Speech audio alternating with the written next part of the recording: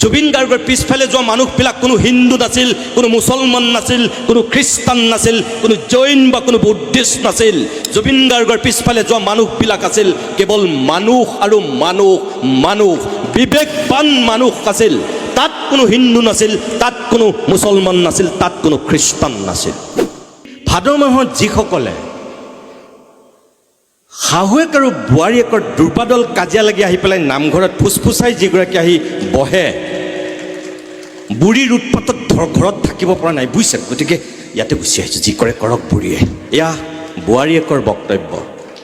যিটো ল'ৰাই ৰাতিপুৱা গা ধুই যদি সি ধূপ এডাল জ্বলায়, সি স্কুললৈ যায়, যিজনী ছোৱালীয়ে এগছি বন্তি জ্বলাই বা এডাল ধূপ জ্বলাই গা ধুই তাই কলেজলৈ যায়, যিটো ল'ৰাই এগছি চাকি জ্বলাই বা এপাহ ফুল ভগৱানৰ ওচৰত দি যে বিশ্ববিদ্যালয়লৈ যায়, সি কেতিয়াও উভতি অহাক লৈ আপুনি চিন্তা কৰি থাকিবলগীয়া নহয়। মই টেলিভিশ্যনেই হওক, সভা সমিতিয়ে হওক, খুব খোলা খুলিকৈ কথা কৈ ভাল পাওঁ, কোনো আৰবেৰ নাথাকে। কিছুমানে মোৰ কথাখিনি ভাল পায় আৰু কিছুমান মানুহে বেয়া পায়। আপোনালোকৰ ইয়াতো এতিয়া পৰিৱেশ পৰিস্থিতি চাই মোৰ মুখেদি মোৰ বিবেকে অনুমতি দিয়া দুই এটা কথা হয়তো ওলাব, আৰু যদি আপোনালোকৰ সেই কথাখিনি কাৰোবাৰ ভাল লাগে, তেতিয়াহ'লে মই ভাবিম যে সুদূৰ গুৱাহাটীৰ পৰা আপোনালোকলৈ ইয়াত উপস্থিত হোৱাৰ মোৰ সেইটোৱেই সাৰ্থক উপহাৰ, আৰু মোৰ নিজৰো তাতে এটা আনন্দ। আৰু যদি আপোনালোকে এখন কাণেৰে সুমুৱাই একে লগত ইখন কাণেৰে উলিয়াইও দিয়ে, তেতিয়াও মোক ক'বলগীয়া বৰ বিশেষ একো নাথাকিব।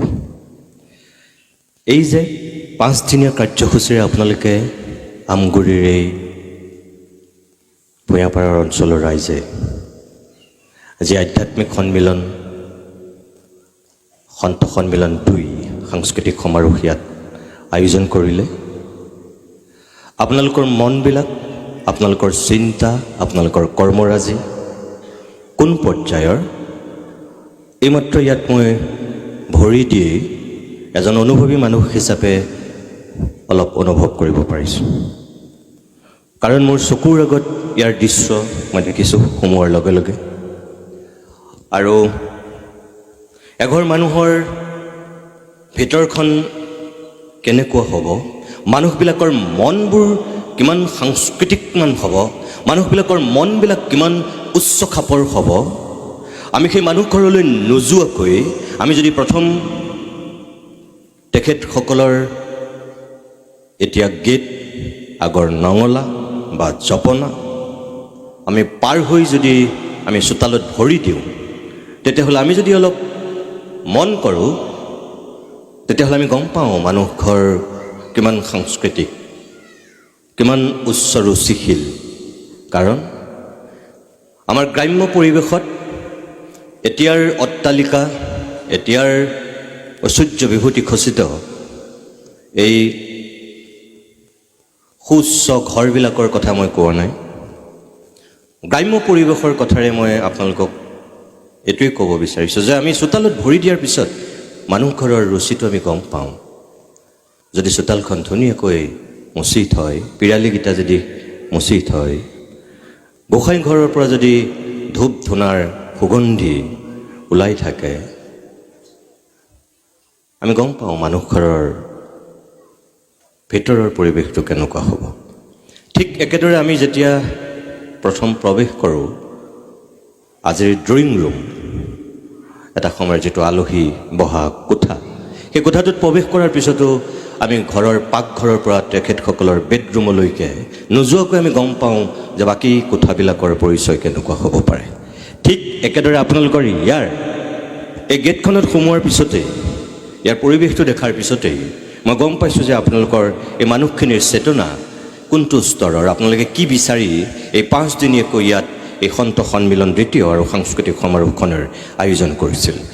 সন্ধিয়ালৈ ভাওনা, দিনৰ ভাগত বেলেগ বেলেগ কাৰ্যসূচী, আৰু বিশেষকৈ আমাৰ যিখিনি সত্ৰীয়া প্ৰকৃত পৰম্পৰা, যিখিনি সাজ পোছাকৰ পৰা আৰম্ভ কৰি যিখিনি আমাৰ স্বাভিমান, যিখিনি আমাৰ অসমীয়াৰ সত্তা, সেইটো ধৰি ৰাখিবৰ কাৰণে আপোনালোকে এই বিগত 5 দিনত যিখিনি চেষ্টা কৰিছে ইয়াৰ পৰিৱেশটো দেখি মোৰ অলপ জ্ঞাত হৈছে সেইকাৰণে ক'লোঁ যে আপোনালোক ইয়াৰ যিসকল আজি উপস্থিত ৰাইজ 2025 বৰ্ষৰ বিদায় ল'বলৈ মাত্ৰ কেইটামান মুহূৰ্ত কেইটামান দিন বাকী থকাৰ সময়ত মই ভাবোঁ যে আমগুৰি অঞ্চলৰ এই ৰাইজে বিশেষকৈ অভিপ্সিতৰ পৰা আৰম্ভ কৰি উদযাপন সমিতিৰ সমূহ বিষয়ববীয়াই নিতুমণি শইকীয়াক ইয়ালৈ আমন্ত্ৰণ কৰি আনি উদযাপন সমিতি ধন্য হোৱা নাই মই নিজে আপোনালোকৰ এই অনুষ্ঠানটোৰ আজি সাক্ষী হ'বলৈ পাই ইয়াত উপস্থিত হ'বলৈ পাই মই নিজে নিতুমণি শইকীয়া ধন্য হৈছোঁ গতিকে ভগৱানৰ ওচৰত সেৱা অশেষ কৃতজ্ঞতা যে ইমান এটা সুন্দৰ পৰিৱেশৰ মোক সাক্ষী হোৱাৰ সুযোগ দিলে 2025 বৰ্ষৰ একেবাৰে বিয়লি সময়ছোৱাত এই যে আপোনালোকে ইয়াত সন্ত সন্মিলন সাংস্কৃতিক সমাৰোহ আয়োজন কৰিছে কিয় লক্ষ্যৰ উদ্দেশ্যবিহীনভাৱে নে ইয়াৰ চেতনা সমৃদ্ধ কিবা এটা আপোনালোকৰ দূৰ দিগন্তলৈ প্ৰভাৱ প্ৰসাৰিত কৰিব পৰা এটা চিন্তা আছে কিছুমান মানুহে আমাৰ সমাজখনত কিছুমান কাম কৰিব লাগে কাৰণে কৰে মই কোৱা কাৰণে বেয়া নাপাব যেনে ধৰক অসমীয়া জাতিৰ প্ৰাণ প্ৰতিষ্ঠাতা বুলি আমি যাক কওঁ অসমীয়া জাতিৰ মই ব্যক্তিগতভাৱে বিশ্বাস কৰোঁ তেখেত আমাৰ আত্মা মহাপুৰুষ শ্ৰীমন্ত শংকৰদেৱৰ যি আমি সৃষ্টিৰাজি ইয়াত আপোনালোকৰ চৰ্চা হৈছে নতুন প্ৰজন্মটোক শিকাবৰ কাৰণে কিছু পদক্ষেপ লোৱা হৈছে আৰু উদ্যোক্তাসকলৰ যিটো সপোন তেওঁলোকৰ মাজত সিঁচি দিবলৈ প্ৰয়াস কৰা হৈছে সেইখিনিলৈকে ঠিকেই আছে কিন্তু যদি এই আধ্যাত্মিক সন্মিলন এই সন্ত সন্মিলন বা এই সাংস্কৃতিক সমাৰোহখন পাতিব লাগে কাৰণে পাতিছে মানুহক দেখুৱাব লাগে কাৰণে যদি কিছুমান দেখুৱাইছে তেতিয়াহ'লে মই ক'ম যে সেয়া ভুল হৈছে কেলৈ কৈছোঁ মই আপোনালোকক 575 বছৰ হৈ গ'ল শ্ৰীমন্ত শংকৰদেৱৰ আমি জন্মোৎসৱ উদযাপন কৰা এই বছৰ চাগে কিন্তু আজিও মহাপুৰুষজনে যি ধৰ্ম শিকাইছিল যি দৰ্শন শিকাইছিল যি জীৱনশৈলী শিকাইছিল আমাক মই ব্যক্তিগতভাৱে বিশ্বাস কৰোঁ যে আজি 500 বছৰৰ পিছতো আমি অসমীয়া জাতিটোৱে মহাপুৰুষ শ্ৰীমন্ত শংকৰদেৱে দেখুওৱা সেই পথত এতিয়াও আমি সঠিক গতিত আগুৱাব পৰা নাই আমি শংকৰ উৎসৱ পাতিছোঁ আমি 3 দিনীয়া 4 দিনীয়া 5 দিনীয়াকৈ বা 1 সপ্তাহ ধৰি আমি শংকৰ উৎসৱ পাতিছোঁ আমি শোভাযাত্ৰা কৰিছোঁ আমি কীৰ্তন দশমৰ পৰা আৰম্ভ কৰি আমি অংকীয়া ভাওনাৰ পৰা আৰম্ভ কৰি আমি বৰগীতলৈকে সকলো আমি চৰ্চা কৰিছোঁ নাম প্ৰসংগ কৰিছোঁ আমি সকলোবিলাক উজাৰি দিছোঁ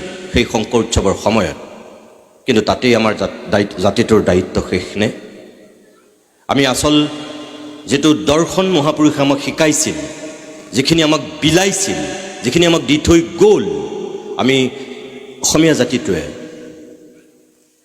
সম্পূৰ্ণৰূপে আজি 500 বছৰৰ পিছত আমি 100% আমি আয়ত্ত কৰিব পাৰিলোনে আমি গ্ৰহণ কৰিব পাৰিলোনে মোৰ কৰবাত লাগে যেন আমি এতিয়াও বহু দূৰ বাকী আছে আগুৱা বুলি বহু দূৰ বাকী আছে মোৰ তেনেকুৱা লাগে কিয় কৈছোঁ মই ইয়াত এটা ধাৰ্মিক পৰিৱেশ সূচনা হৈছে এটো আমাৰ ধৰ্মীয় দিশেৰে এটা আধ্যাত্মিক পৰিৱেশ কিন্তু ভাগৱত পুৰাণত যিখিনি কথা কোৱা হৈছে আধ্যাত্মিকতাৰ সন্দৰ্ভত আধ্যাত্মিকতাবাদৰ সন্দৰ্ভত ইয়াত যেহেতু এটা বিষয় দিয়া হৈছিল আজি আমাৰ সমাজ ব্যৱস্থাত আধ্যাত্মিকতাবাদৰ গুৰুত্ব যিটো এই যে আধ্যাত্মিকতাবাদ কি আনক দেখুওৱা বস্তু নেকি নহয় আধ্যাত্মিকতাবাদ হৈছে আমাৰ মনৰ আত্মাৰ বস্তু আমাক শংকৰদেৱে আমাক সেয়াহে শিকাইছিল যে আমি মানুহবিলাক মানুহ হিচাপে যে আমি জীৱশ্ৰেষ্ঠ পৃথিৱীৰ অন্যান্য জীৱ জন্তুতকৈ যে আমি শ্ৰেষ্ঠ তাক আমি দিনেও প্ৰত্যেক দিনে আমি তাৰ প্ৰমাণ কৰিব লাগে আমি জীৱশ্ৰেষ্ঠ হিচাপে। কিন্তু আমি কি কৰিছোঁ? আমি পাৰিছোঁনে আমি কৰিব? এই যে তেওঁ ধৰ্ম প্ৰচাৰক হিচাপে আমাৰ বহুতৰ কাৰণে অকল ধৰ্মীয় গুৰু হৈ গ'ল। মহাপুৰুষ শংকৰদেৱ অকল কি ধৰ্মীয় প্ৰচাৰক একমাত্ৰ অকল ধৰ্মগুৰু নেকি?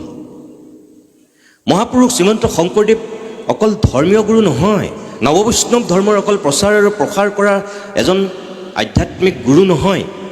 মহাপুৰুষ শ্ৰীমন্ত শংকৰদেৱ আছিল অসমীয়া জাতিৰ আত্মা। আত্মা মানে তাত সকলোখিনি সম্পৃক্ত হৈ আছিল। তেওঁ এজন বিজ্ঞানী, তেওঁ এজন সমাজ সংস্কাৰক, তেওঁ এজন সংস্কৃতিৰ পূজাৰী, তেওঁ এজন আধুনিক সমাজ নিৰ্মাণ কৰা খনিকৰ। তেওঁ কি দিয়া নাছিল? গীত, নাট, বাদ্য, অভিনয়, কলা, কৃষ্টি, চিত্ৰ কি দিয়া নাছিল আমাৰ জাতিটোক? আৰু সেইখিনি দি তেওঁ কি কৰিব বিচাৰিছিল? মনুষ্যত্বৰ যিটো বিকাশ, মানৱীয় প্ৰমূল্যবোধ, যিটো আদৰ্শ, শ্ৰেষ্ঠ জীৱ হিচাপে মানুহৰ যিখিনি কৰণীয়, সেইখিনি তেওঁ বিলাব বিচাৰিছিল। ভাওনাৰ যোগেদি তেওঁ কি কৰিব বিচাৰিছিল? অকল কি মনোৰঞ্জন দিব বিচাৰিছিল? কীৰ্তনৰ যোগেদি তেওঁ কি বিলাব বিচাৰিছিল? ভাগৱত পুৰাণৰ যোগেদি যি অনুবাদ কৰিছিল সেইখিনিৰ যোগেদি তেওঁ কি বিলাব বিচাৰিছিল? মই ভাবোঁ যে আমি কীৰ্তন পাঠ ঠিকেই কওঁ, নাম প্ৰসংগ আমি ঠিকেই কৰোঁ, কিন্তু তাৰপিছতো আমি ক'ৰবাত এটা জেগাত আমি ৰৈ গৈছোঁ। এই যে সত্ৰ আৰু নামঘৰ প্ৰতিষ্ঠা কৰি অসমীয়া মানুহক এটা সুকীয়া আধ্যাত্মিক চেতনা তেখেতে শিকাইছিল। আপোনালোকে ইয়াত যিমানখিনি গুণী জ্ঞানী ব্যক্তি আছে, মই আপোনালোকক কওঁ যে আমি অসমীয়া মানুহখিনি ধৰ্মৰ ফালৰ পৰা আমি হিন্দু ধৰ্মৰ পোষকতা কৰোঁ। ভাৰতবৰ্ষৰ আমি ভাৰতীয়সকলৰ সাংবিধানিকভাৱে আমি ধৰ্ম নিৰপেক্ষ। ইয়াত কোনোবা খ্ৰীষ্টান, ইয়াত কোনোবা জৈন, ইয়াত কোনোবা বৌদ্ধিষ্ট, কোনোবা ইয়াত ইছলাম, ইয়াত কোনোবা হিন্দু, সকলো ধৰ্মৰ মানুহ থাকে। আমাৰ শংকৰদেৱে আমাৰ অসমীয়া সমাজখনক এটা দিশত একক অনন্যভাৱে এটা বস্তু দিলে। আপোনালোকে ভাৰতবৰ্ষৰ বিভিন্ন প্ৰান্তলৈ যায়, আপোনালোকে মন্দিৰ দৰ্শন কৰে, মঠ দৰ্শন কৰে। সকলোৱে নিজৰ ধৰ্মীয়টো চেতনাটো মন্দিৰত বিচাৰি পায়, মঠ মন্দিৰত বিচাৰি পায় হিন্দু ধৰ্মৰ মানুহখিনিয়ে। ইছলামে যেনেকৈ মছজিদত বিচাৰি পায়, খ্ৰীষ্টানে যেনেকৈ গীৰ্জাত বিচাৰি পায়, আমাৰ ভাৰতীয় হিন্দুসকলে মঠ আৰু মন্দিৰত বিচাৰি পায়। কিন্তু আমাৰ অসমৰ অসমীয়াসকলে আমাৰ মঠ আছে, আমাৰ মন্দিৰ আছে, আমাৰ দেৱালয় আছে। শংকৰদেৱে সত্ৰ আৰু নামঘৰ প্ৰতিষ্ঠা কৰাৰ আগত আমাৰ অসমত মঠ মন্দিৰ সকলো আছিল আধ্যাত্মিকভাৱে আমি নিজক সমৰ্পিত কৰিবৰ কাৰণে। কিন্তু তাৰপিছত তেৰাই আমাক যে সত্ৰ আৰু নামঘৰ দিলে, এইটো যে নামঘৰৰ আৰ্হিত আপোনালোকে ইয়াত এই পথাৰৰ মাজত এই ভাগ যে আজি প্ৰতিষ্ঠা কৰি এই কামখিনিক ইয়াত সমাপন কৰিছে, কিয়? মন্দিৰ এটাতো ইয়াত বনাব পাৰিলেহেঁতেন, কিয় বনোৱা নাই? এইটো নামঘৰ। এয়া কি? এয়া শংকৰদেৱৰ সৃষ্টি। ভাৰতবৰ্ষৰ ক'তো নাই, যিটো আছে অকল অসমত। এয়া অকল অসমীয়াৰ সত্ৰা। সত্ৰ আৰু নামঘৰ হৈছে অকল অসমীয়াৰ স্বাভিমান, অসমীয়াৰ সত্তা। আৰু এই নামঘৰ আৰু সত্ৰই অকল আমাক ধৰ্মীয় দৰ্শন শিকোৱা নাই, ইয়াত আমাৰ অসমীয়া যিটো সত্তা, সেই সত্তাটো শিকাইছে ইয়াত। কিয়?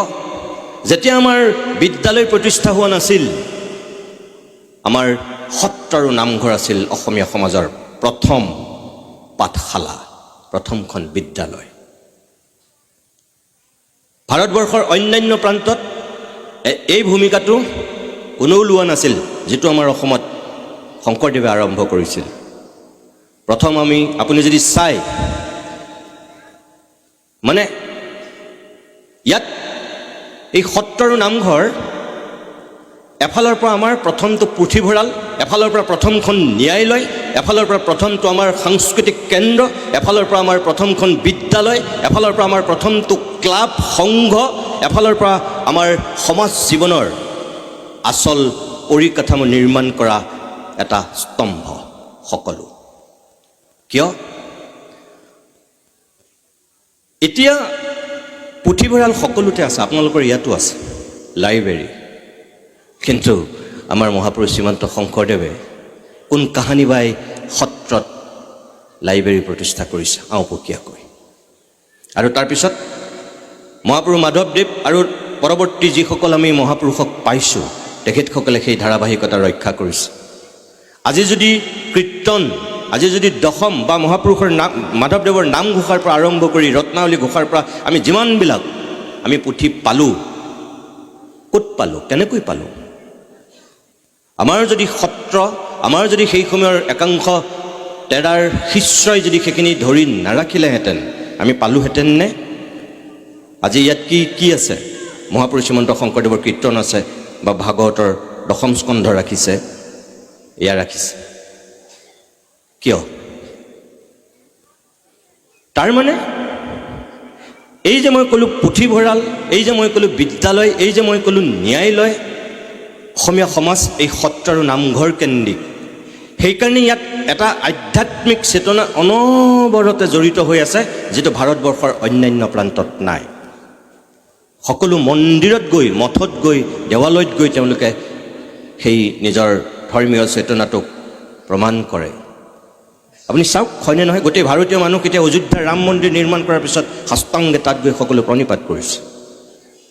কিন্তু আমাৰ ইয়াত কামাখ্যা আছে, আমাৰ ইয়াত উগ্ৰতৰা আছে, আমাৰ ইয়াত উমানন্দ আছে, আমাৰ এই শিৱসাগৰত শিৱদৌল আছে, কিন্তু তাৰপিছতো আমাৰ সত্ৰ আৰু নামঘৰ আছে। এই যিটো আমাৰ চেতনা শিকাইছিল মহাপুৰুষে, আৰু এই চেতনাটোৰ যোগেদি যিটো বাণী বিলাব বিচাৰিছিল, ইয়াত আছিল মনুষ্যত্ব, মানৱীয়তা, প্ৰমূল্যবোধ, আৰু সেইটো এটা সুকীয়া আধ্যাত্মিক চেতনা আছিল তাত। বৰগীত পৃথিৱীৰ আপুনি ক'তো বিচাৰি নাপায়।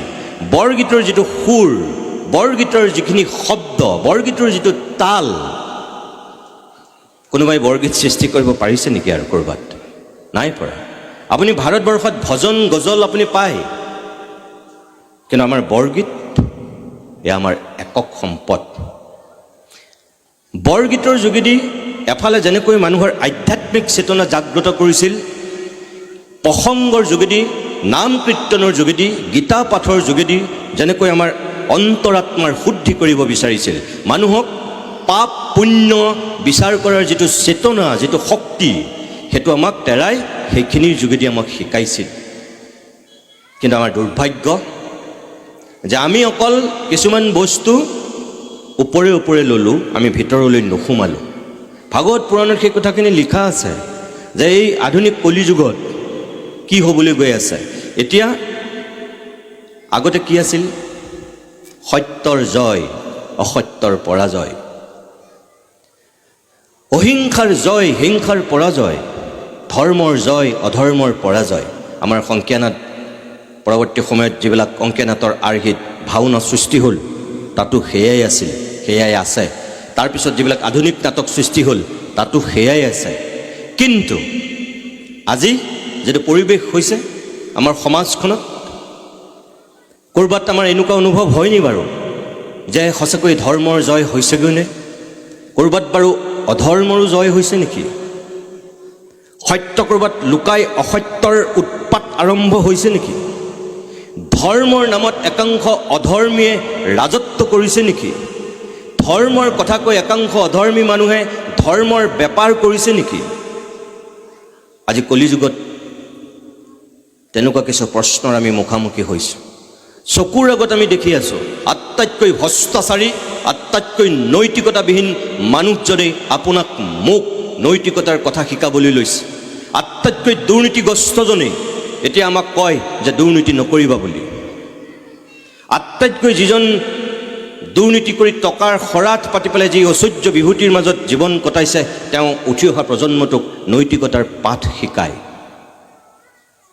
এয়া কি? এয়া ভ্ৰষ্টাচাৰ ভণ্ডামী নে এয়া আধ্যাত্মিকতাবাদ? এইটো আধ্যাত্মিকতাবাদ আমাক শংকৰদেৱে কেতিয়াও শিকোৱা নাছিল। এই যে মই আপোনালোকক ক'লোঁ, এই নামঘৰ পাঠশালা আছিল, এই নামঘৰ ন্যায়ালয় আছিল, এই নামঘৰ পুথিভঁৰাল আছিল বুলি। এটা সময়ত মানুহৰ যেতিয়া দ্বন্দ্ব হৈছিল, সংঘাত হৈছিল গাঁৱত, তেতিয়াহ'লে তাৰ বিচাৰ ক'ত হৈছিল? নামঘৰত। যেতিয়া পুলিচ থানা নাছিল, যেতিয়া আইন আদালত নাছিল, ইয়াত বিচাৰ হৈছিল। আৰু যি নামঘৰে ৰায় দিছিল, গাঁৱৰ মানুহে সেয়া মানি ল'বলৈ বাধ্য আছিল।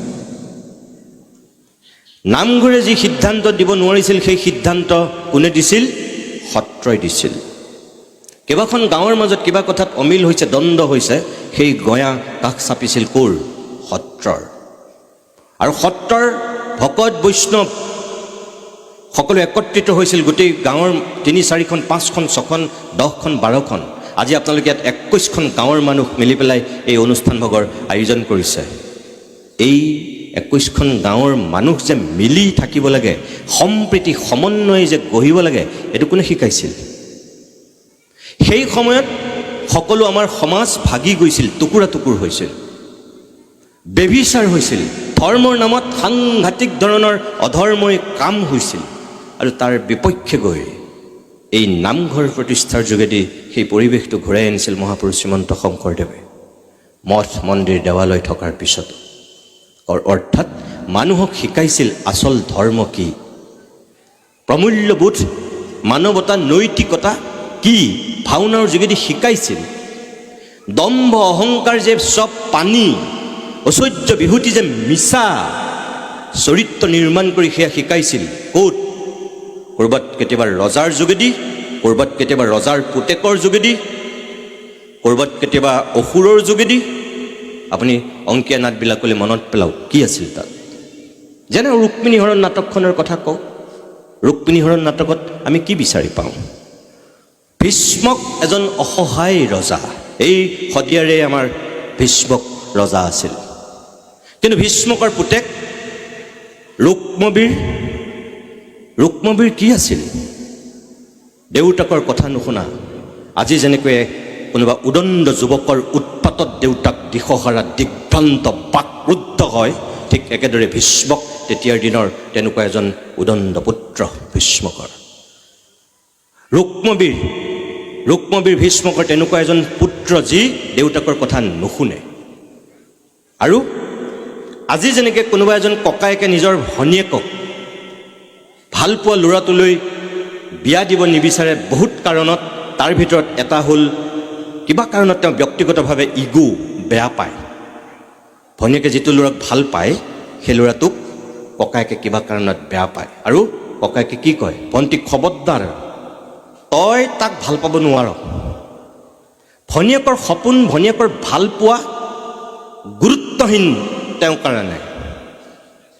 কাৰণ তেওঁ ইগো, তেওঁ জেদ, তেওঁ অহংকাৰ। মোৰ ভণ্টি তই, মই তালৈ কিয় বিয়া দিম?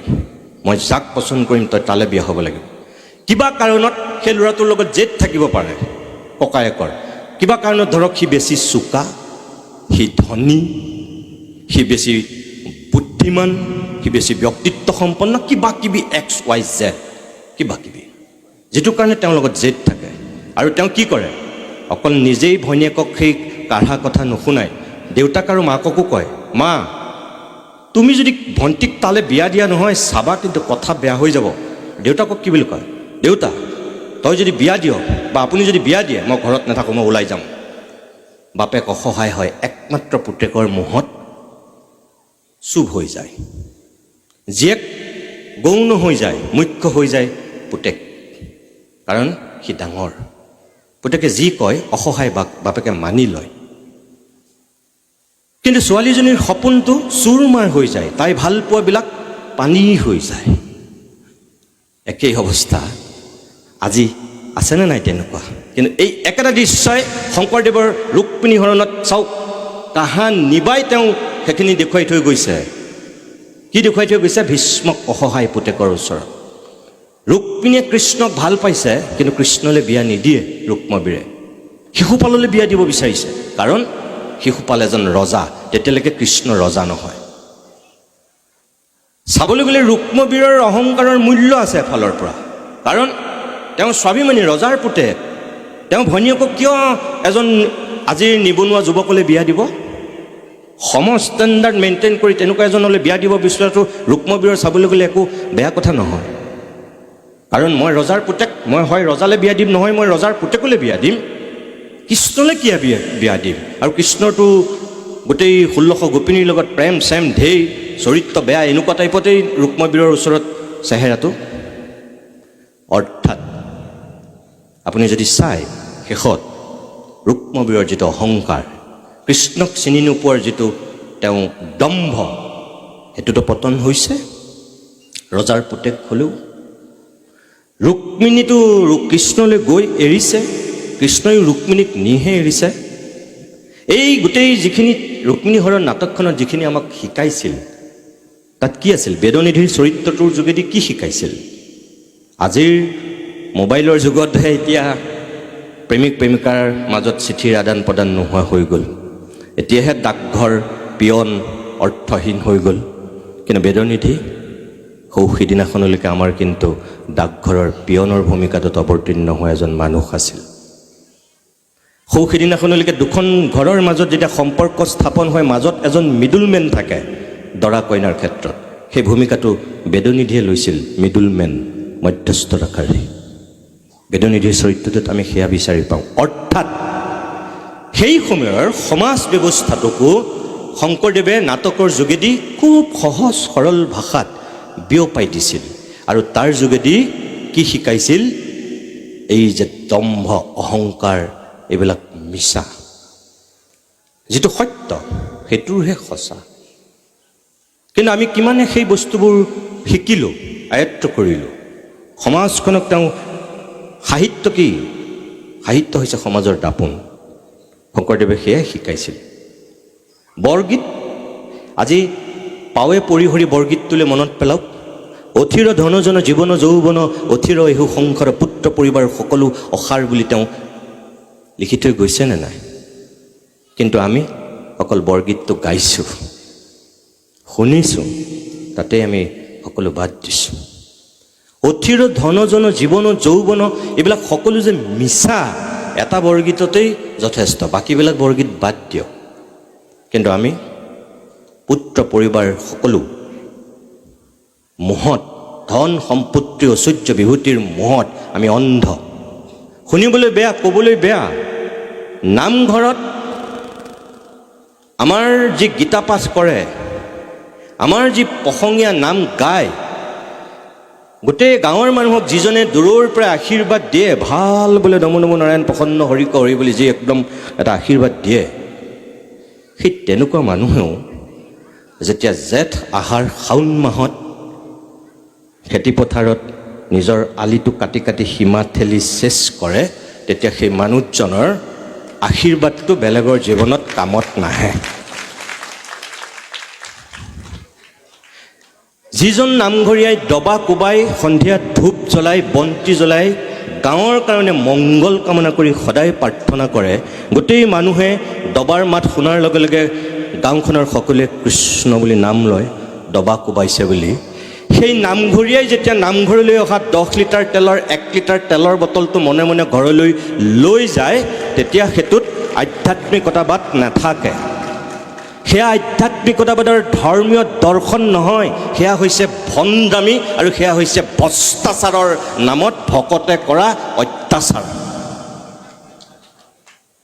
এই যে আপোনালোকে হাত চাপৰি মাৰিছে, তাৰমানে মই কথাটো মিছা কথা কোৱা নাই, এইটোৱেতো প্ৰমাণ। মই এইটো কথাও আপোনালোকক কৈ দিছোঁ, প্ৰত্যেকটো নামঘৰৰ যে তেনেকুৱা নামঘৰীয়া বা অকল গীতা পাঠ কৰা পাঠে কি আছে সেইটো নহয়, কিন্তু সেইটো আপোনালোকে মনত ৰাখিব। এইটো ব্যতিক্ৰম, এইটো ক'ৰবাত তেনেকুৱা একাংশ আছে। আপোনালোকে ইয়াত বহুতখিনি মহিলা আছে, এতিয়া আই মাতৃ আছে। মই কথা এটা কওঁ, বেয়া নাপাব আপোনালোকে। ভাদ মাহত আপোনালোকে নামঘৰত গোটেই অসমৰ মানুহবিলাকে নাম গাবলৈ যায়। ভদীয়া নাম বুলি কওক, কিবা বুলি কওক, নামঘৰত সদায় আমি আধ্যাত্মিক চেতনাৰ কাৰণেইতো যাওঁ, মন ভাল লগাবলৈ যাওঁ, নাম গাওঁ। কিয়?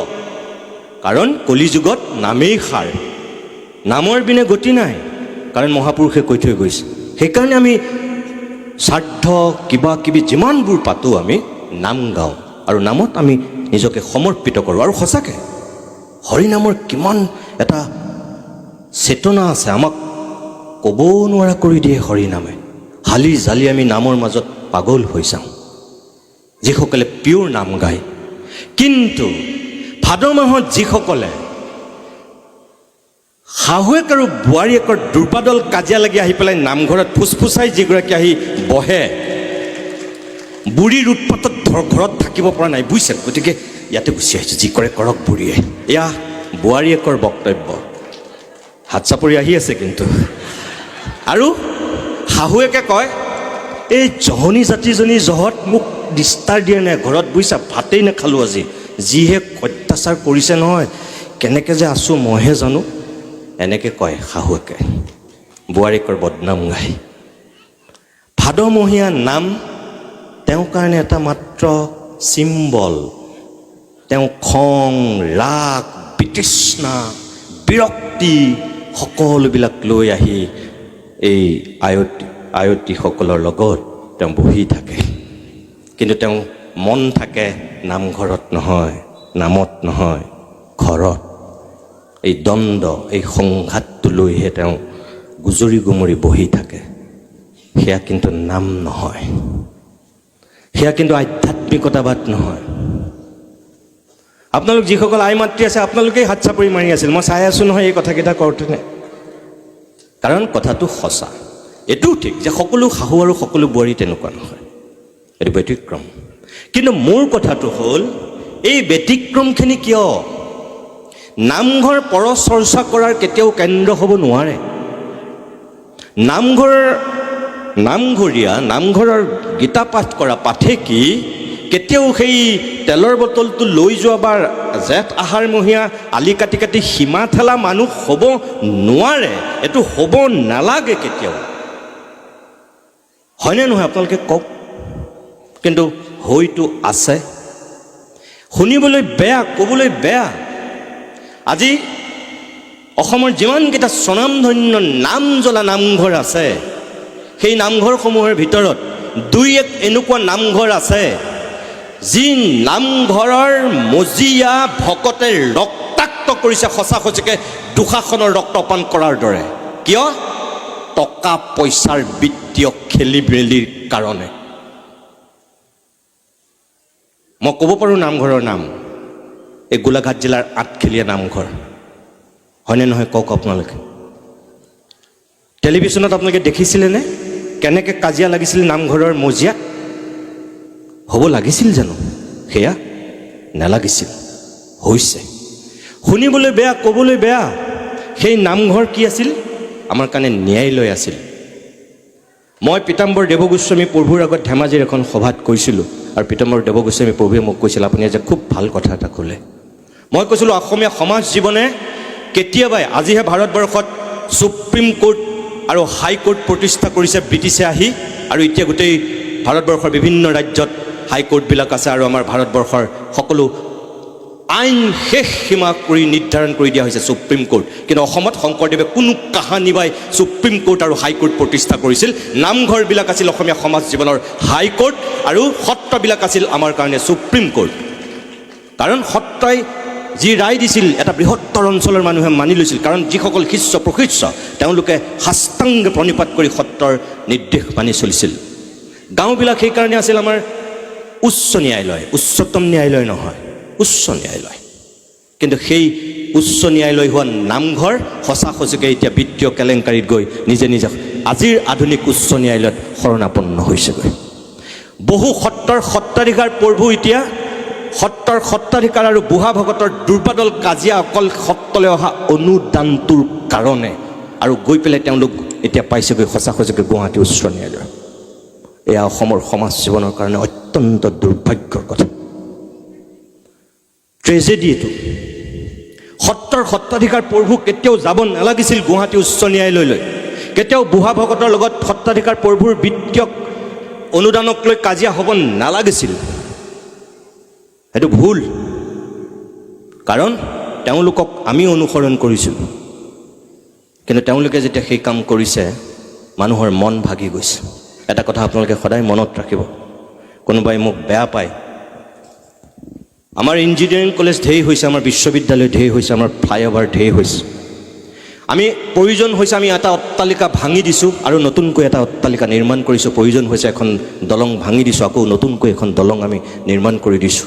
প্ৰয়োজন হৈছে আমি বিশাল এটা অডিটৰিয়াম ভাঙি দিছোঁ, আমি নতুনকৈ এটা তাত কেইবামহলীয়া অডিটৰিয়াম নিৰ্মাণ কৰিছোঁ। এয়া আমাৰ প্ৰগতি, এয়া আমাৰ উন্নতি চাবলৈ গ'লে ভাল কথা। কিন্তু সেইবিলাক কৰিবলৈ গৈ আমি যিবিলাক মানুহে প্ৰকৃতি ধ্বংস কৰিছোঁ, যিবিলাক মানুহে আমি পাহাৰ ধ্বংস কৰিছোঁ, যিবিলাক মানুহে আমি পৰ্বত ধ্বংস কৰিছোঁ, আৰু তাতোতকৈ ডাঙৰ কথা যিবিলাক মানুহে আমি মানুহৰ মনবিলাক ভাঙি দিছোঁ।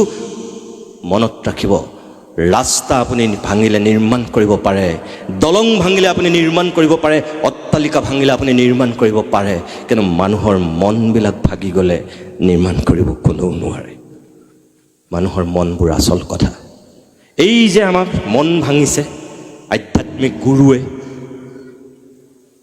ডাঙৰ ডাঙৰ মানুহে, এইটো আমাৰ কাৰণে খুব বেয়া কথা হৈছে। কি ধৰ্মীয় গুৰুৱেই হওক, কি বুদ্ধিজীৱীয়েই হওক, কি সামাজিক সংগঠনৰ নেতৃত্ব দিয়া ব্যক্তিয়েই হওক, কি ৰাজনৈতিক নেতাই হওক, সকলোৱে আমাৰ মন ভাঙিছে। কিন্তু মন ভাঙিব নালাগিছিল।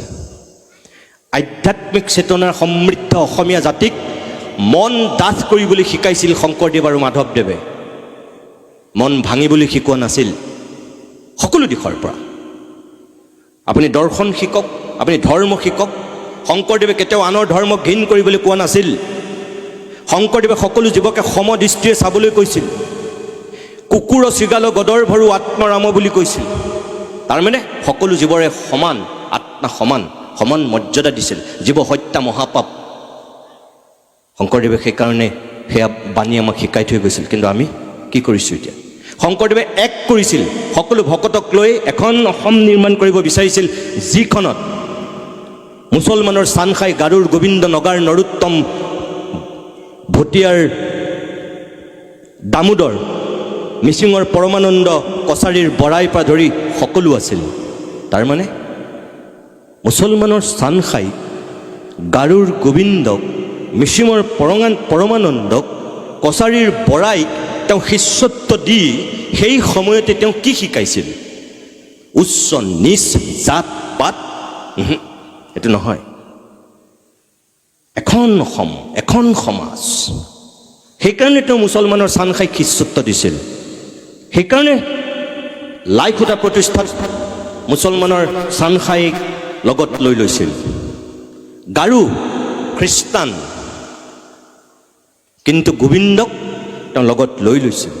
মিচিঙৰ পৰমানন্দ, আজিও শুনিবলৈ বেয়া, ক'বলৈ বেয়া, মাজুলীৰ বহু এনেকুৱা সত্ৰাধিকাৰ আছে য'ত আজি ৩৬খন সত্ৰ আছে। এটা সময়ত তাত আৰু বেছি আছিল। মাজুলীক সহায় নিয়াৰ কাৰণে এতিয়া ৩৬খনলৈ হ'ল। য'ত আমাৰ সত্ৰ সংস্কৃতিৰ পীঠস্থান, এটা জেগাত ৩৬খন সত্ৰ আছে, অসমৰ ক'তো নাই। সেই ৩৬খন সত্ৰ থকা জেগাত আজি ৬৪টা হ'ল গীৰ্জাঘৰ। কিয়? কাৰ ভুলৰ কাৰণে? কিয় মিচিংসকলক কিয় আমি অসমীয়া কৰি ৰাখিব নোৱাৰিলোঁ? কিয় আমি হিন্দু কৰি ৰাখিব নোৱাৰিলোঁ? কিয় আমি তেওঁলোকক খ্ৰীষ্টান হ'বলৈ বাধ্য কৰিলোঁ? তাৰ কাৰণে কোন দায়ী? মোক কোনোবাই ক'লে বেয়া পায়, মই কিন্তু ক'ম যে তাৰ কাৰণে কেতিয়াও মিচিং জনগোষ্ঠীৰ লোকসকল দায়ী নহয়। তাৰ কাৰণে আমি যিসকল এই বৰা, অসমীয়া, গোসাঁই, ব্ৰাহ্মণ, আমি অসমীয়াকেইটা দায়ী তাৰ কাৰণে। কাৰণ এতিয়াও বহুত সত্ৰাধিকাৰ আছে। মিচিং এজনে সেৱা কৰিবলৈ গ'লে বাদ দিয়ক, আমি কলিতাকেইটাই, আমি কোঁচকেইটাই সেৱা কৰিবলৈ গ'লেও আমাক বিস্কুট দলিয়াই দিয়ে, নিৰ্মালিটোত দলিয়াই দিয়ে, কুকুৰক যে বিস্কুটটো দলিয়াই দিয়ে এনেকৈ। এইটো শংকৰদেৱে কেতিয়াও শিকোৱা নাছিল। সেই মনুষ্যত্ব নাছিল। এয়া পিছত হৈছে। শংকৰদেৱে সকলোকে সমদৃষ্টিৰে চাইছিল। সেয়াহে হ'ব লাগিছিল, সেয়া নহ'ল। সেইটো কাৰণে আমাৰ পৰা কোনোবা আঁতৰি গৈছে। এই যিটো দৰ্শন, এই যে মই ক'লোঁ সকলো ধৰ্মক সমদৃষ্টিৰে চোৱা, সকলো মানুহক ধনী উচ্চ নিচ সকলোকে আমি এক কৰি আমি যিখন সমাজ নিৰ্মাণ কৰিছিল, গুৰুৱে এক কৰিছিল, এতিয়া আমি ভকতে ভাগ কৰিছোঁ। তেৰাৰ নামতে আমি ভাগ কৰিছোঁ। কোনোবা সত্ৰ মহাসভা, কোনোবা শংকৰ সংঘ, কোনোবা শংকৰদেৱ অধ্যয়ন কেন্দ্ৰ, কোনোবা শংকৰী সংস্কৃতি। কিমান যে আমি ভাগ হৈছোঁ শংকৰদেৱৰ নামত। কিন্তু শংকৰদেৱেতো সকলোকে একহে কৰিছিল। নিহিংসিবা পৰৰ ধৰ্মক তেখেতে কেতিয়াবা কৈ থৈ গৈছে। নিহিংসিবা পৰৰ ধৰ্মকো কদাচিতো কৈছে নাই শংকৰদেৱে? কিন্তু আজি আমি যিবিলাক নিজে ধৰ্মীয় বুলি কওঁ, আমি আনৰ ধৰ্মক ঘিণ বুলি কওঁ। শংকৰদেৱেতো কোৱা নাই, তেওঁ নাহাঁহিবলৈহে কৈছিল, হীন বুলি নাভাবিবলৈহে কৈছিল, ঘৃণা নকৰিবলৈহে কৈছিল। কিন্তু এতিয়া আমি কি কৰোঁ? আমি আনৰ ধৰ্মক আমি হীন বুলি ভাবোঁ, ঘিণ কৰোঁ আমি। বাইবেল, কোৰাণ, কীৰ্তন কোনেও আনৰ ধৰ্মক হীন কৰিবলৈ কোৱা নাই। কিন্তু ইছলামৰ যিখিনিয়ে শ্ৰেষ্ঠ বুলি ভাবে, মুছলমানেই শ্ৰেষ্ঠ বুলি ভাবে, ক'ৰবাত কৈছে নেকি কোৰাণত? নাই কোৱা। কোৰাণেও আনৰ ধৰ্মক সমানেই মৰ্যাদা দিবলৈ কৈছে। বাইবেলত ক'ৰবাত আছে নেকি অকল যীশুখ্ৰীষ্টৰ ধৰ্মটোৱেই শ্ৰেষ্ঠ ধৰ্ম বুলি, খ্ৰীষ্টানেই শ্ৰেষ্ঠ বুলি? নাই কোৱা। আনৰ ধৰ্মকো সমান মৰ্যাদা দিবলৈ কৈছে। শংকৰদেৱে সেইটোৱে কৈ থৈ গৈছে আমাক। নিহিংসিব পৰৰ ধৰ্মক বুলি কোৱাৰ পিছত আমি কিন্তু আজি বেলেগ ধৰ্মক আমি হাঁহোঁ, অস্পৃশ্য জ্ঞান কৰোঁ। এইটো কিয়? জাত পাত এতিয়াও আছে সমাজখনত, উচ্চ নীচ এতিয়াও আছে। কিয়? সেয়া শিকাইছিল জানো? নাই শিকোৱা।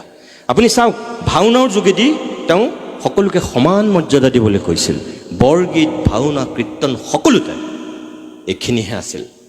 মই সেইটোৱে ক'ব বিচাৰোঁ যে যিটো আধ্যাত্মিক চেতনা, মই বহুত সময় ক'লোঁ যে মোক তেখেতসকলে অলপ ইমান সময় ক'বলৈ আচলতে কোৱা নাছিল, মই চৰি তাৰ কাৰণে দুখিত। মই শেষ কৰিব বিচাৰিছোঁ। মোৰ কথাটো হ'ল যে আপোনালোকে কি বুলি ভাবে মই নাজানো, মই এইকেইটা কথা ক'ব লাগে কাৰণে কৈছোঁ বুলিও আপোনালোকে নাভাবিব, আৰু মই খুব তাত্ত্বিক কিবা ভাষণ দিবলৈ আহিছোঁ বুলিও ভুলতো নাভাবিব।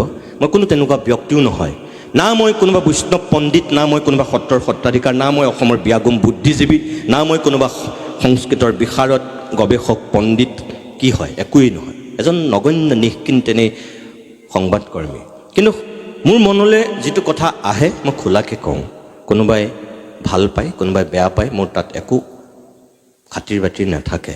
মই আপোনালোকক এইটোহে ক'ব বিচাৰিছোঁ যে চুকাফাই, শংকৰদেৱে, লাচিতে আৰু তাৰপিছত যিখন আধুনিক অসম আমি পালোঁ, লক্ষ্মীনাথ বেজবৰুৱাৰ পৰা, হেমচন্দ্ৰ বৰুৱাৰ পৰা, গুণাভিৰাম বৰুৱাৰ পৰা, আনন্দৰাম ঢেকীয়াল ফুকনৰ পৰা আহি, জ্যোতিপ্ৰসাদ বিষ্ণুৰাভা বা ভূপেন হাজৰিকাৰ মাজেদি আহি, সিদিনাখন আমাৰ মাজৰ পৰা গুচি যোৱা সকলোৰে প্ৰিয় জুবিন গাৰ্গে যিটো দৰ্শন আমাক শিকাইছিল, আমি সেই দৰ্শনতহে খোজ কঢ়া উচিত।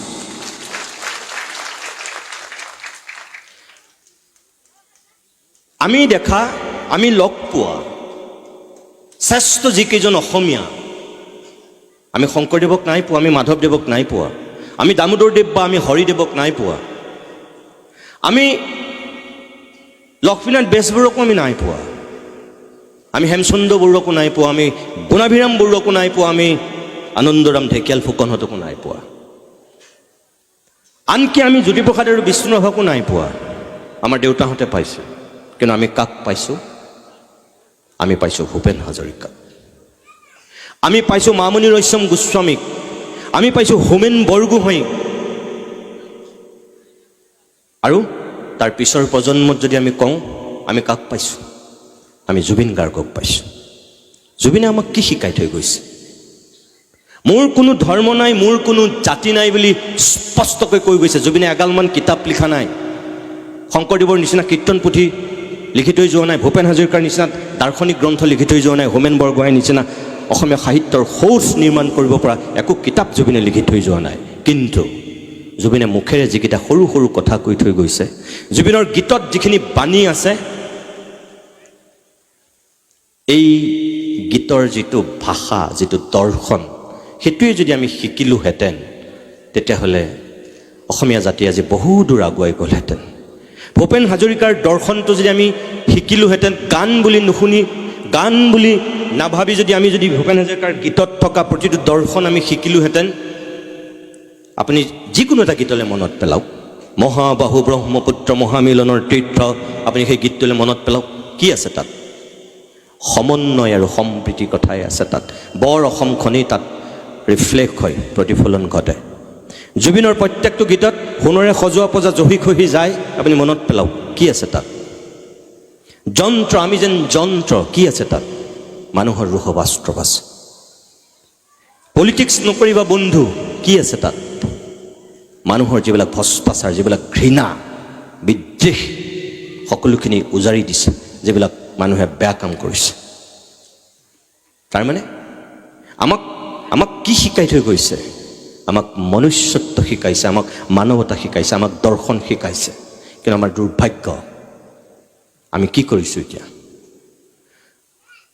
ছিংগাপুৰৰ পৰা আহি গুৱাহাটী বৰঝাৰ বিমানবন্দৰৰ মাজেদি আহি সৰু সজাইত থাকি সৰু সজাই পৰা সোণাপুৰলৈ যোৱালৈকে জুবিনৰ পিছফালে যিমানবিলাক লাখ লাখ মানুহ গোট খালে, অকল অসম নহয়, ভাৰতবৰ্ষ নহয়, পৃথিৱীত ৰেকৰ্ড হ'ল, বিশ্বত ৰেকৰ্ড হ'ল যে এগৰাকী সংগীত শিল্পীৰ পিছত, মাইকেল জেকছনৰ পিছত গোট খোৱা মানুহ ইমানখিনি পৃথিৱীত ক'তো নাছিল। অসমীয়া মানুহে দেখুৱাই দিলে যে আমি কিমান সংস্কৃতিবান মানুহ। কিয় কৈছোঁ মই? জুবিন গাৰ্গৰ পিছফালে যোৱা মানুহবিলাক কোনো হিন্দু নাছিল, কোনো মুছলমান নাছিল, কোনো খ্ৰীষ্টান নাছিল, কোনো জৈন বা কোনো বুদ্ধিষ্ট নাছিল। জুবিন গাৰ্গৰ পিছফালে যোৱা মানুহবিলাক আছিল কেৱল মানুহ আৰু মানুহ, বিবেকবান মানুহ আছিল।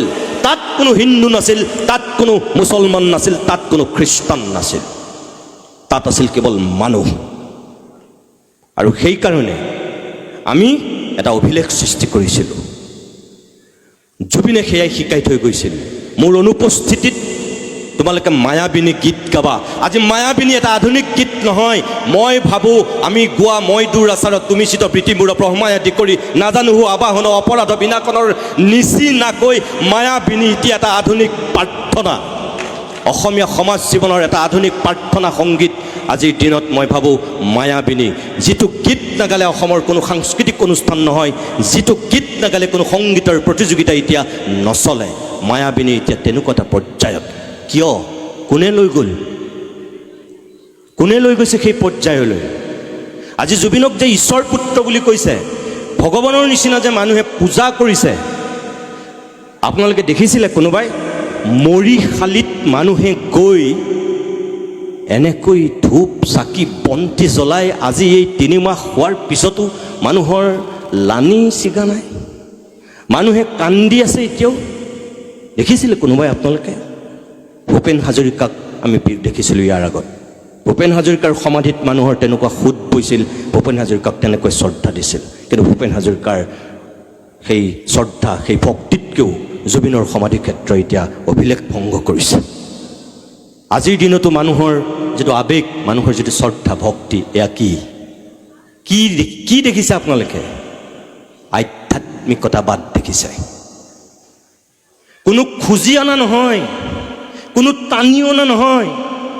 অসমীয়া মানুহে স্বতঃস্ফূৰ্তভাৱে গৈ জুবিনৰ সমাধি ক্ষেত্ৰত মূৰ দোৱাইছে, ধূপ জ্বলাইছে, বন্তি দিছে আৰু প্ৰাৰ্থনা কৰিছে যে তুমি য'তে আছা ভালে থাকা। মনে প্ৰাণে বহুত ছোৱালীয়ে, বহুত গৰ্ভৱতী মহিলাই ভাবিছে যে এনেকুৱা এটা সন্তান যিনি মোৰ গৰ্ভত আকৌ ধাৰণ কৰে, আহক, জুবিনেই আহক, এনেকৈ ভাবিছে। কিয় ভাবিছে?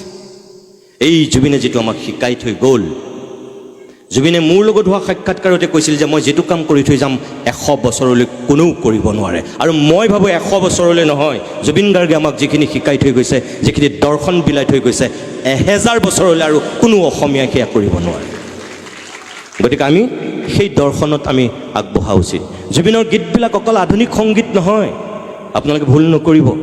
জুবিনৰ গীতত এই আধ্যাত্মিকতাবাদ আছে। তাৰমানে কি?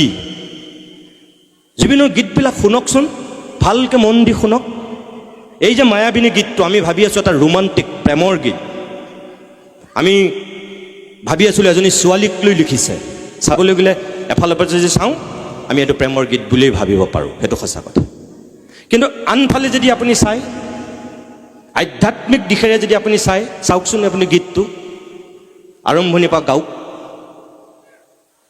দক্ষিণপাট সত্ৰৰ সত্ৰাধিকাৰ প্ৰভু ননীগোপাল গোস্বামীয়ে অলপতে সেই মায়াবিনী গীতটোৰ বিশ্লেষণ কৰিছে।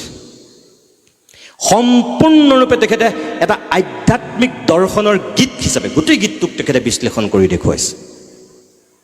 তাৰমানে মায়াবিনী ৰাতিৰ বুকুত দেখা পালোঁ তোমাৰ ছবি, মায়াবিনী, মায়াৰে থকা এটা ৰাতি। মায়া কি?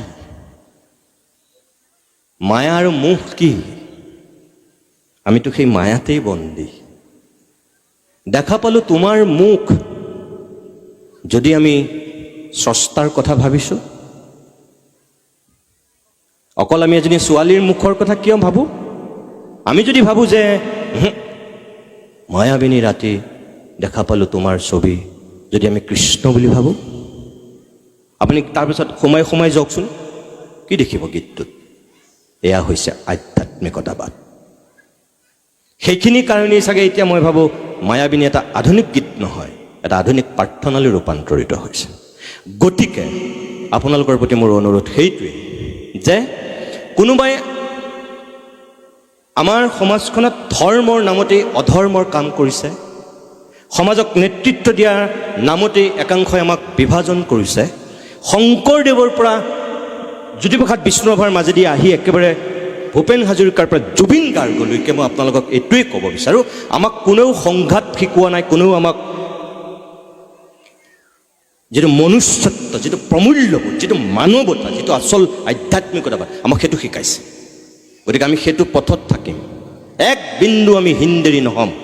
কোনোবা সত্ৰাধিকাৰ পূৰ্বে, কোনোবা ধৰ্মীয় গুৰুৱে, কোনোবা ৰাজনৈতিক নেতাই, কোনোবা সাহিত্য সভাৰ সভাপতি বা কোনোবা ছাত্ৰ সংগঠনৰ সভাপতিয়ে, সম্পাদকে বা কোনোবাই XYZ, কোনোবা সাংবাদিকেও যদি আমাৰ সমাজখনক ক'ৰবাত ভাগ কৰা কথা কয়, মানুহৰ মাজত বিভাজন কৰাৰ কথা কয়, আমি তাত ভৰি নিদিম।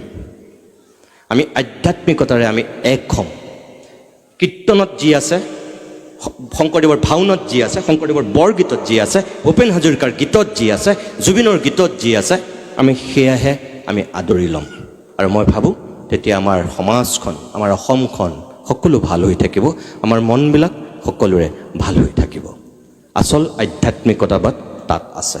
আপোনালোকৰ ল'ৰা ছোৱালীবিলাকক, অন্ততঃ সৰু ল'ৰা ছোৱালীবিলাকক এই মোবাইলৰ পৃথিৱীখনৰ পৰা অন্ততঃ আপুনি যেতিয়া স্কুললৈ যাব, কলেজলৈ যাব, বিশ্ববিদ্যালয় যাব, মই গেৰাণ্টি দি আপোনালোকক ক'ব পাৰোঁ যে যিজনী ছোৱালীয়ে, যিটো ল'ৰাই ৰাতিপুৱা গা ধুই যদি সি ধূপ এডাল জ্বলায়, সি স্কুললৈ যায়, যিজনী ছোৱালীয়ে এগছি বন্তি জ্বলাই বা এডাল ধূপ জ্বলাই গা ধুই তাই কলেজলৈ যায়, যিটো ল'ৰাই এগছি চাকি জ্বলায় বা এপাহ ফুল ভগৱানৰ ওচৰত দি যে বিশ্ববিদ্যালয়লৈ যায়, সি কেতিয়াও উভতি অহাক লৈ আপুনি চিন্তা কৰি থাকিবলগীয়া নহয়।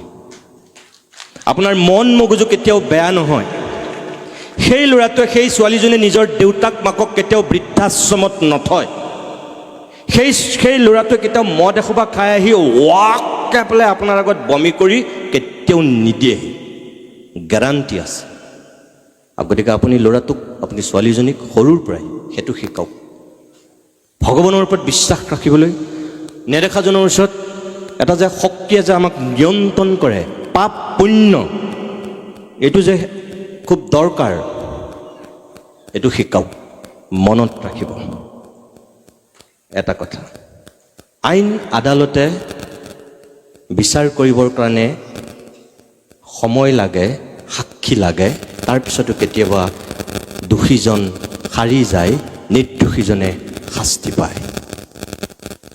কিন্তু সময়ৰ বিচাৰত কোনো সাক্ষীবাদী নালাগে, কোনো ন্যায়াধীশ নালাগে, সময়ে সদায় সঠিক সিদ্ধান্ত দিয়ে। মে সময় হও, এই মহাভাৰতত যে আমি দেখিছিলোঁ চকুৰিটো ঘূৰে, সেইটোৱে আচল সঁচা।